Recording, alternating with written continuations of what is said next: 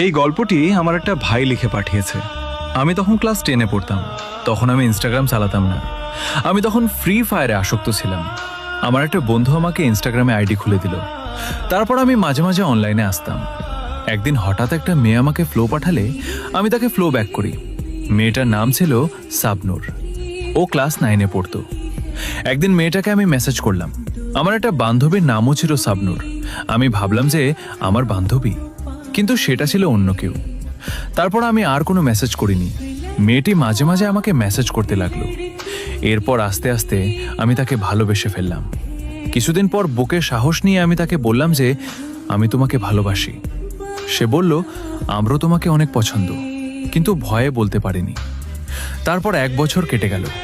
একদিন সে ফোন করে বলল কালকে আমার বিয়ে, তুমি কিছু একটা করো। আমি বললাম তুমি না বলনি।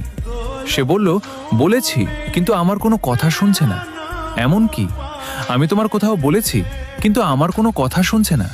তুমি কিছু একটা করো। আমার বয়স তখন মাত্র 16 বছর, তাই আমি চাইলেও আমি কিছু করতে পারছি না। তারপরও আমি বাড়িতে জানালাম। আমার বাবা তার বাড়িতে কথা বলল। বাবা বলল আমার ছেলের বয়স হয়নি 4 বছর, থামতে বলল। কিন্তু তার বাড়ির লোক বলল কালকে পর্যন্ত সময় না হলে আমরা অন্য জায়গাতে বিয়ে দিব। কিন্তু আমার বাড়ির লোক সেটা মানল না, আর তার বিয়ে হয়ে গেল। এইভাবে আমাদের ভালোবাসা শেষ হয়ে গেল। আরে হ্যাঁ, আমার নাম সুরাজ।